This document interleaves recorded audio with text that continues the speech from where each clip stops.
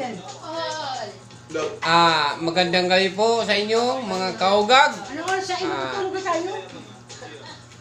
Mayroon po akong Tapo na kasi na.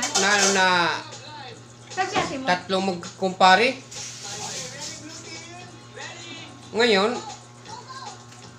nag-inuman yung mga tatlong kumpare. May dumaan na dalaga, anak ng hari.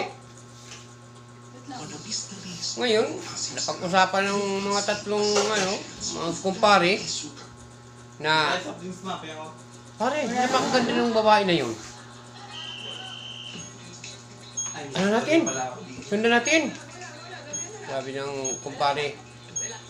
Bakit? Napakaganda kasi pare. Ano kaya? Ripin kaya natin. Hindi ang ginawa, rinip ng tatlong magkumpare. Ngayon, mabuti nga, hindi nila pinatay. Pag-uwi ng ng anak ng hari, nagsumbong sa mahal na hari. Ngayon, sabi ng ng mahal na hari, mga bata, hanapin nyo yung nag-rape sa anak ko. Ang ginawa ng nagkabayo sila. Tatlo sila eh. Nagkabayo. Marami silang mga tauhan. Dalhin nyo sa akin na buhay. Yun, may nakita na tatlo na lalaki. Ang ginawa, tinalian sila. Hinila silang kabayo.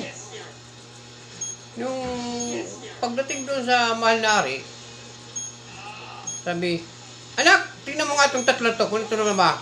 Sabi, yan na po. Yan po naghali sa akin. Ngayon, pila-pila sila. Pagbabarilin na eh. Ang ginawa ng tatlo, iyak ng iyak. Malari. Pahinsa na po kayo. Ngayon, sabi ng barilin na yan. Sabi, malari. Parasahan nyo lang po kami. Huwag niyo po kami patayin. Sabi ng malnari, parang naawa rin. May mga pamilya po kami.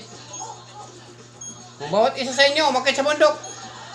Sabi ng malnari, kumuha kayo ng prutas. Bawat isa sa inyo. Umakit na sila sa bundok. Kaya sundan sila sa mga tauhan, mga kabayo. Yung isa, nakakuha ng duhat. Pagkakuha ng duhat, pinahubad. Ay, hubad! Nung ipasok mo yung duhat sa puwit mo, pinasok, pinauwi na siya. Ang isa, ang dala, bayabas. Malari, ito pong dala ko ng prutas. Ano yan? Bayabas po. Hubad! Pinapasok. Pasok mo sa puwit mo. Habang pinapasok sa puwit niya, pinapasok siya namin.